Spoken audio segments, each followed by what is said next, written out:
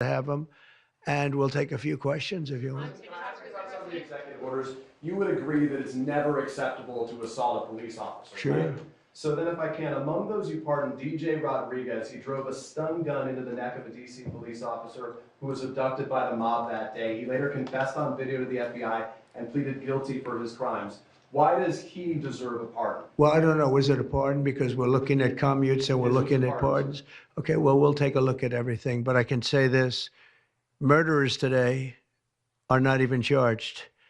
You have murderers that aren't charged all over. You take a look at what's gone on in Philadelphia, take a look at what's gone on in LA, where people murder people and they don't get charged.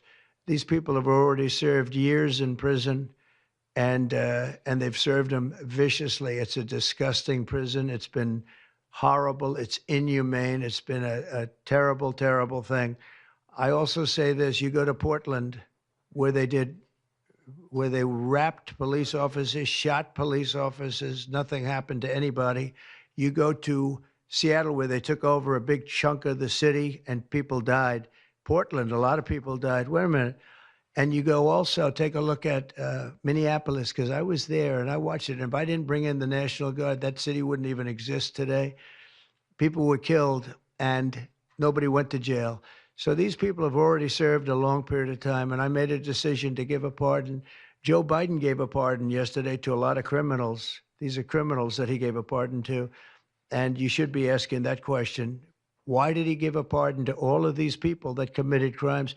Why did he give a pardon to the J6 Unselect Committee when they burned and destroyed all documents which showed that they did what was wrong, not me? Wait a minute.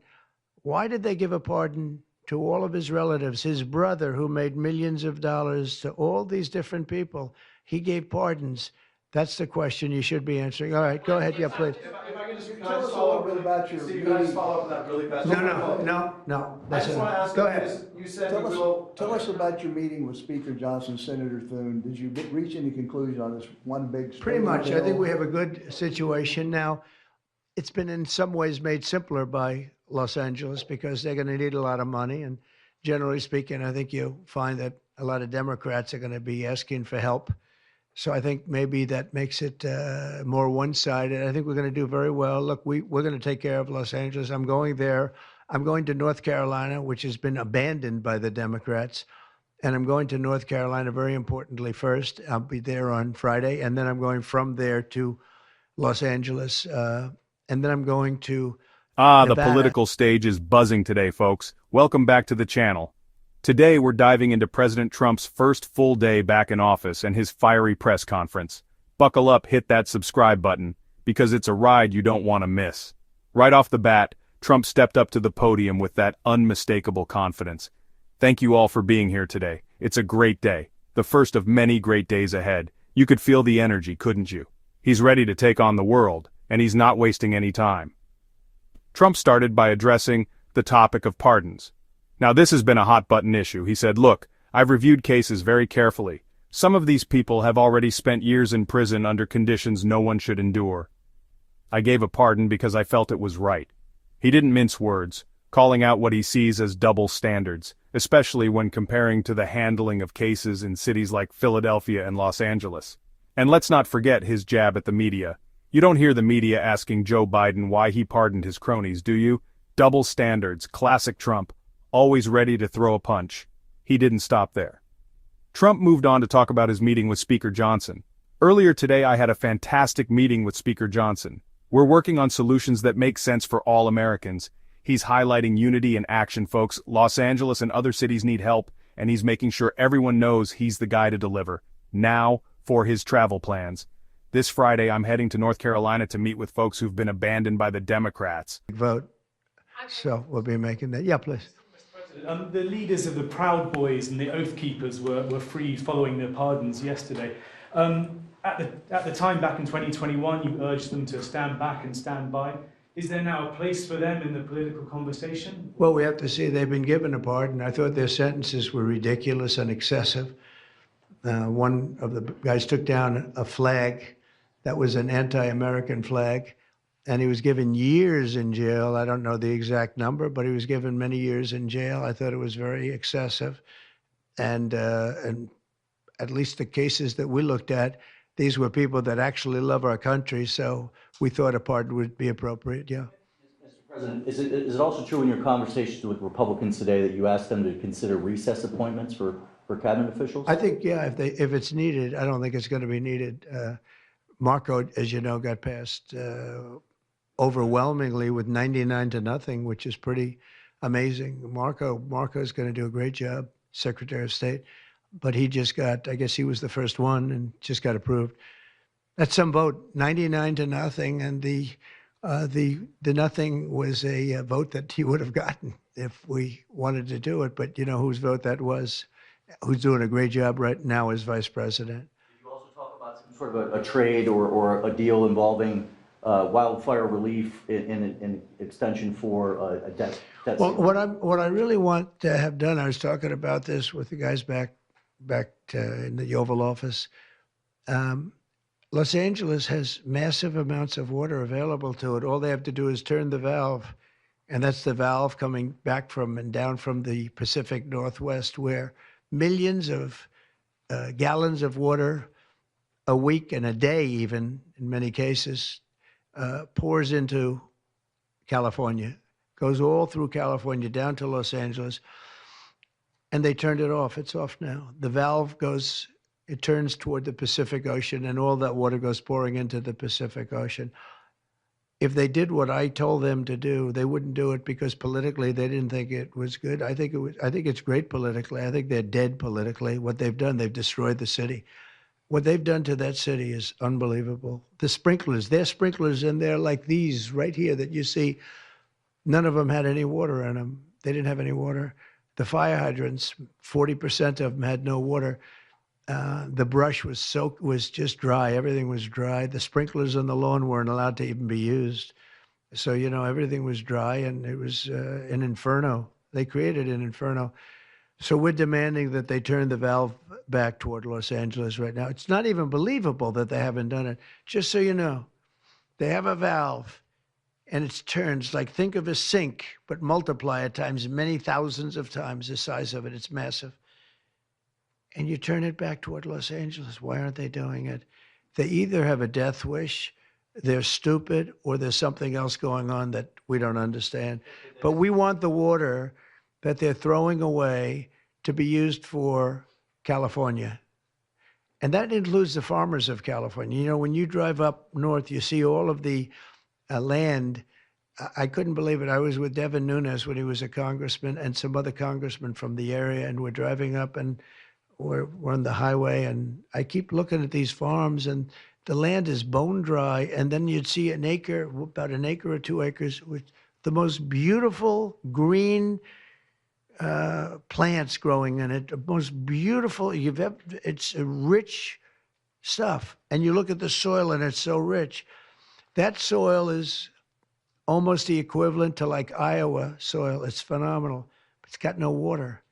But the reason it has no water, I said, do you have a drought? No. I said, what do you mean you don't have a drought? Look at the thing. It's dry as a bone. The reason you have like an acre is because they say you can farm 1 acre, but no more, because they didn't want to waste water. But they throw the water into the Pacific Ocean. These people are crazy. So we're going to be issuing an executive order demanding that they immediately let that water come down through California. Farmers, even people living in Beverly Hills. Now, those people have been a lot of them are wiped out. Believe it or not, you know, they were having restrictions, Larry, you know about this. They wanted to restrict you to 38 gallons of water a day. That sounds like a lot, but it's not. When you're a rich person and you like to take a shower, 38 gallons doesn't last very long. And they have all this water, and it's really good water. Up high, Pacific Northwest, some comes in from Canada.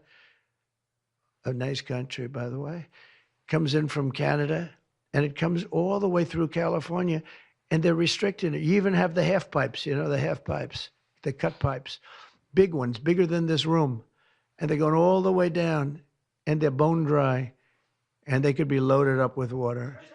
No, but isn't it incredible that they don't do it? and it's to protect the Delta smelt. It's a fish that's doing poorly anyway. But I said, how are you protecting the Delta smelt by not giving it water? It's a fish. It needs water. Nobody can answer that question. President Trump, Mr. President. Well, let me do this first. Are you open to Elon buying TikTok? Say it. Are you open to Elon buying TikTok? I would be if he wanted to buy it, yeah. And on your inauguration, I'd like Larry to buy it too. I have the right to make a deal. So the deal I'm thinking about, Larry, let's negotiate in front of the media. The deal I think is this, and I've met with owners of TikTok, the big owners. It's worthless if it doesn't get a permit. It's not like, oh, you can take the U.S. The whole thing is worthless. With a permit, it's worth like $1 trillion. So what I'm thinking about saying to somebody is buy it and give half to the United States of America, half, and we'll give you the permit. And they'll have a great partner, the United States. And they'll have something that's actually more valuable because they have the ultimate partner, and the United States will make it very worthwhile for them in terms of the permits and everything else. But so think of it, you have an asset that has no value or has $1 trillion value. It all depends on whether or not the United States gives the permit. So what I'm saying is let the United States give the permit and the United States should get half. Sounds reasonable. What do you think? Sounds like a good deal to me, Mr. President. Yeah, he can afford it too. Mr. President, you're a president who has long said that you back the blue, but aren't you sending the message that assaulting officers is okay with these pardons? No, the opposite. In fact, I'm going to be letting 2 officers from Washington Police, D.C. I believe they're from D.C., but I just approved it. They were arrested, put in jail for 5 years because they went after an illegal, and I guess something happened where something went wrong.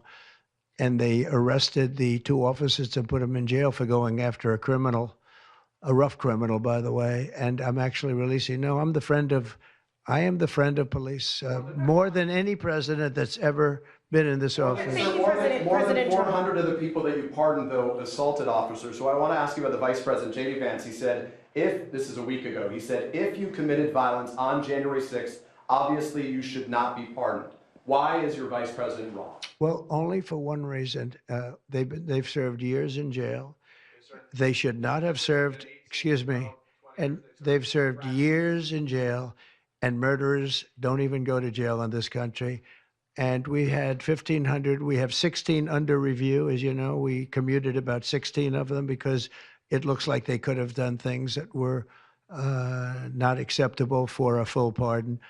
But these people have served years of jail, and their lives have been ruined. And in many cases, listen to me for a second. Stop interrupting.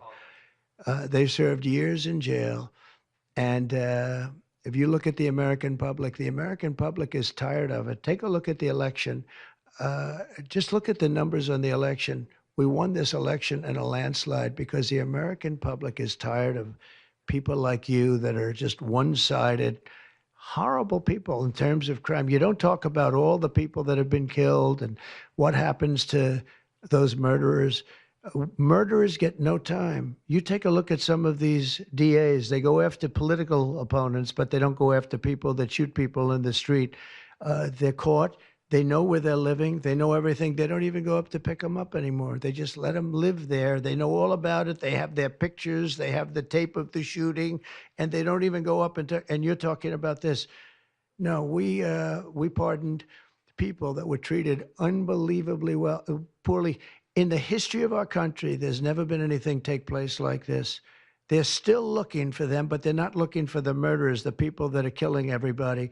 We are, though, and we're getting them out of the country. We just started that. We're getting them out of the country, and they're going to be gotten out of the country fast. They came in illegally from jails and from prisons. They killed many people. Some of them killed many people. About 50% of them killed more than one person. They were released into our country. That's what we're focused on, not the kind of nonsense you're talking about. You've called for a ceasefire in Ukraine. If Vladimir Putin doesn't come to the table to negotiate with you, will you put additional sanctions on Russia? Sounds likely. And do you think that the war should be frozen currently along The the war front should have battle never lines? started. If you had a competent president, which you didn't, the war wouldn't have happened. The war in Ukraine would have never happened if I were president, but that couldn't happen because the election was rigged. Yeah, go ahead. Mr. President, there's been some debate within your orbit over whether or not to keep or eliminate H-1B visas. What's your position on that? Do you want to keep H-1Bs or do you want to get Well, rid of them? I like both sides of the argument, but I also like very competent people coming into our country, even if that involves them training and helping other people that may not have the qualifications they do. But I don't want to stop. And I'm not just talking about engineers. I'm talking about people at all levels. We want competent people coming into our country. And HB1, I know the program very well. I use the program. Maitre d's, wine, experts, even waiters, high quality waiters. You got to get the best people. Now, then you go into people like Larry, and he needs engineers, and Massa needs, and this gentleman needs engineers like nobody's ever needed engineers, right? So we have to have the quality people coming in. Now, by doing that, we're expanding businesses, and that takes care of everybody. So I'm sort of on both sides of the argument, but what I really do feel is that we have to let really competent people, great people come into our country, and we do that through the H-1 program. Mr. President, are you looking to impose tariffs on Canada and Mexico in an effort to force negotiations sooner on USMCA? No, it's really not on USMCA. It has nothing to do with that. They've allowed, both of them, Canada very much so. They've allowed millions and millions of people to come into our country that shouldn't be here. They could have stopped them, and they didn't. And they've killed 300,000 people last year, my opinion, have been destroyed by drugs, by fentanyl. The fentanyl coming through Canada is massive. The fentanyl coming through Mexico is massive. And people are getting killed, and families are being destroyed. I mean, the son gets killed, and the family is a basket case for the rest of their lives. I mean, I've seen mothers that thought they'd heal. They never heal. They say it gets worse with time. It gets worse with time. They lose their boy. They lose their baby. They lose their young daughter to fentanyl poisoning. And I had that talk with President Xi the other day, too, of China. I said, we don't want that crap in our country. We got to stop it. I would have stopped it. I had a deal with him where he was going to give the maximum penalty, which in China is the death penalty for drug dealing. And he was all set. He was going to give the maximum penalty to fentanyl dealers. If they send to the United States, they were going to get the death penalty. And of course, Biden didn't pick that up. I had that deal all done. It was all wrapped up. We were going to have it done. And then the election went, let's put it nicely, didn't go the proper way. I'm trying to be nice about it. It was rigged. And we had an incompetent president elected, and he never followed up on that deal. But he should have followed up, because if they got the death penalty, they wouldn't be sending fentanyl to Mexico, Canada, and other places. Mr. President, how much will the We're tariffs thinking about that too. We're talking about a tariff of 10% on China based on the fact that they're sending fentanyl to Mexico and Canada. How soon? What did you write that letter to, How sir? soon on those tariffs? Probably February 1st is the date we're looking at. Do you have an For update on- Mexico and China, we're talking about approximately 25%. Update on the Gaza ceasefire, and are you planning to travel to the Middle East soon? We're thinking about going to the Middle East, not yet.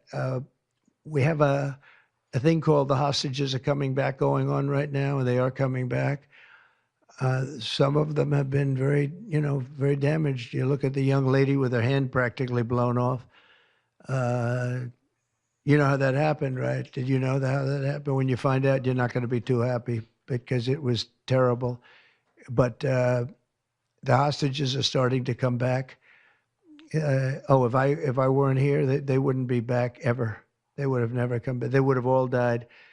If this were done a year earlier, if Biden would have done this deal a year and a half, 2 years ago, or frankly, it should have never happened. October 7th should have never happened. Nobody should be dead. But through weakness, they allowed it to happen, and then it was a disaster from them. But you go back just 6 months ago, many of these young people were living. Young people don't die like that. They're just dying. And young people aren't dying at 22 and 23 years old. They don't die. But now they're dying, and you wonder why they're dying. They're being killed, and they have been killed But they say 6 months ago you would have had 11 more living hostages. Think of that. 6 months ago. But Biden couldn't get it done, and it was only the imposition that I put on as a deadline that got it done. But it's a very sad situation. It should have never happened. I'll tell you, 2 things should have never happened. 3 things. Inflation should have never happened. It would have never happened, except for what they did to energy and their crazy spending. And Ukraine would have never happened. Never. By the way, Russia never would have gone into Ukraine. I had a very strong understanding with Putin that it would have never, ever happened. He disrespected Biden. Very simple. He disrespects people. He's smart. He understands. He disrespected Biden. And also, the Middle East would have never happened because Iran was broke. They had no money. They had no money for Hamas. They had no money for Hezbollah. It would have never happened. October 7th would have never happened. But it did happen. So this is the cards I've been given. And we're getting the hostages back. That would have never happened under Biden. They would have never come back. They were just dying not that slowly. They were dying or being killed. But that was what was happening. So are you going to keep sending weapons to Ukraine, or are you going to turn off the tap soon?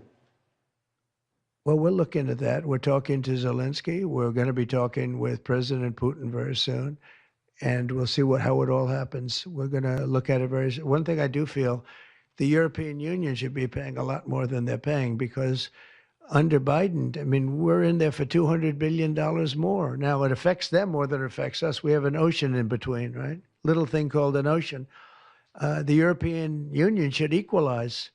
We're in there for $200 billion more than the European Union. I mean, what are we, stupid? I guess the answer is yes, because they must think so.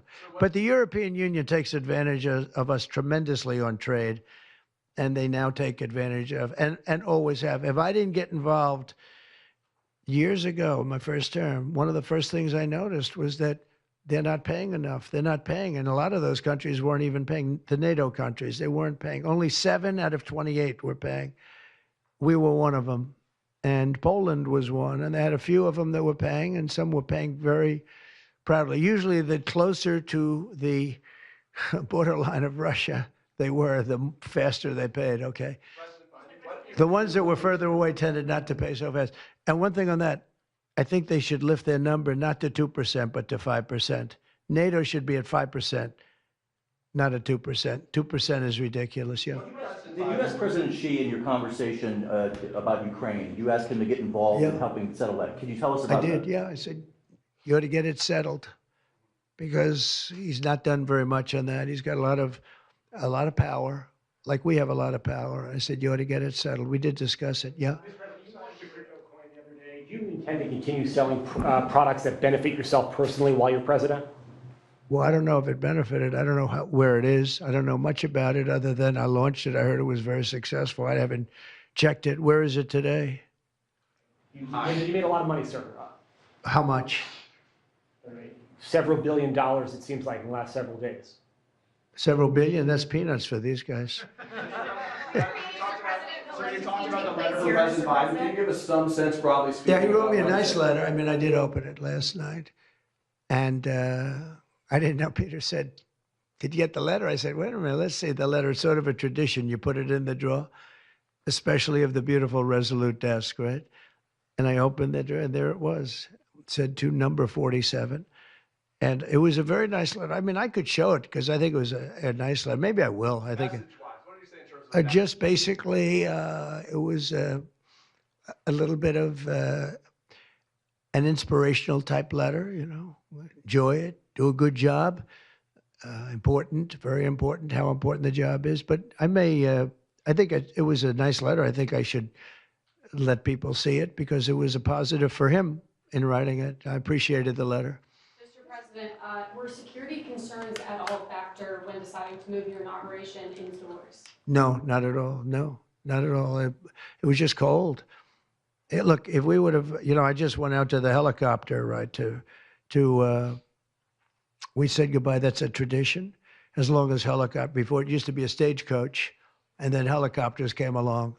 But that's been a tradition. You go out and you do that. And we stood there for 10 minutes, and I'll tell you what, people would not have been able to get through that day. That was cold. It was sort of interesting. Don't let the sun fool you. Tell me something. Sunny days can get very cold, can't they? Because that was so freezing yesterday. You couldn't have gotten through it. It would have been. And the answer is no, it wasn't security. With that being said, I thought the Capitol, the Rotunda, was beautiful. 72 degrees, unbelievable sound. You know, it's like being in an opera house. I could see people wanting to do it there rather than outside. Why did you remove John Bolton's security clearance, sir? Because I think there was enough time. It's we take a job.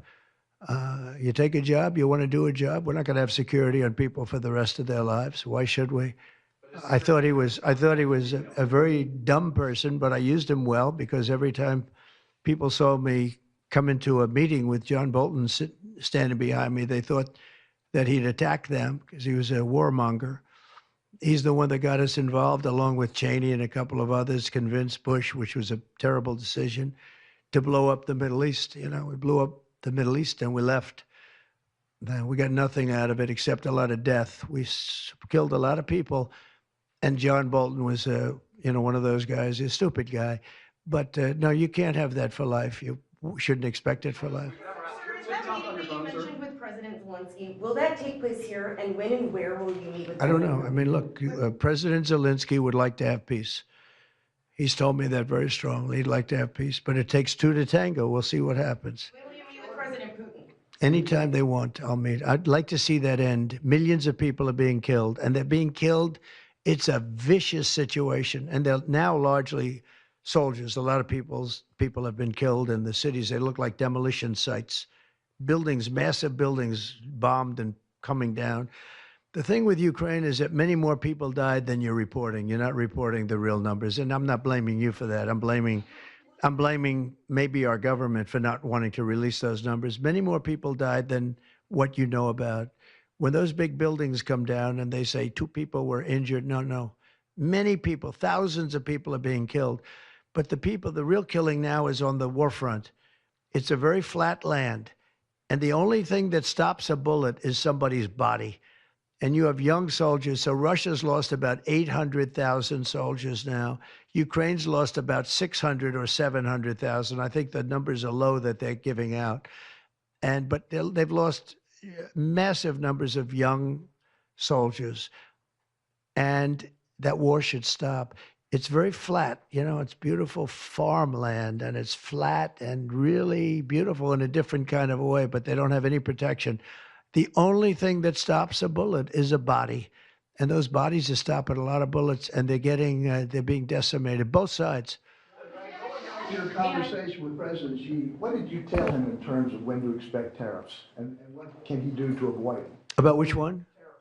About tariffs? We didn't talk too much about tariffs, other than he knows where I stand. Look, I put large tariffs on China. I've taken in hundreds of billions of dollars. Until I was president, China never paid not 10 cents to the United States. With me, they paid hundreds of $600 billion or so, or more than that even, of tariffs. And if I didn't do that, you wouldn't have a steel mill open in the United States right now. You wouldn't have one steel mill open in the United States. So what I did is I saved the steel industry. I saved other industries too with other tariffs. Other countries are big abusers also. It's not just China. China's an abuser, but the European Union is very, very bad to us. They treat us very, very badly. They don't take our cars. They don't take our cars at all. They don't take our farm products, essentially. They don't take very much. We have a $350 billion deficit with the European Union. They treat us very, very badly. So they're going to be in for tariffs. It's the only way you're going to get back. It's the only way you're going to get fairness. You can't get fairness unless you do that. But the European Union's treated us very badly. But essentially, everybody treats us badly. Everybody treats us badly. Yes, go ahead. Because we allow them to. Because we've had stupid people doing this, and we can't have. I'd like to have these 3 people negotiate for us. just for 1 week, and would be a rich country again, but we'll be rich. Mr. President, on AI data centers, will you rescind President Biden's executive order that opens up federal lands? On which centers? On data centers. Will you rescind President Biden's executive order that opens up federal lands for data centers and energy production? No, I wouldn't do that. That sounds to me like it's something that I would like. I'd like to see federal lands opened up for data centers. I think they're going to be very important. Again, we have a lot of competition for that. So it's an honor to have these three great people, great CEOs and great geniuses, all three. It's an honor that they want to come to our country, but we're going to make it as easy as we can for them because other countries want them to. I'm going to have to go now. Thank you all very much. Thank you. Do you have TikTok on your phone? No, but I think I might put it there. Back. We're not just fixing the mistakes of the past, we're building a future that works for every single American. The road ahead won't be easy, but I've never been one to back down from a challenge. And to his supporters, stay tuned, stay engaged, and stay proud. And remember, hit that subscribe button and join us on this incredible journey to make America great again. God bless you, and God bless the United States of America. There you have it, folks. Trump's back, and he's making waves. If you want to stay updated on all the political drama and more, make sure to hit that subscribe button. Thanks for tuning in, and I'll catch you in the next video.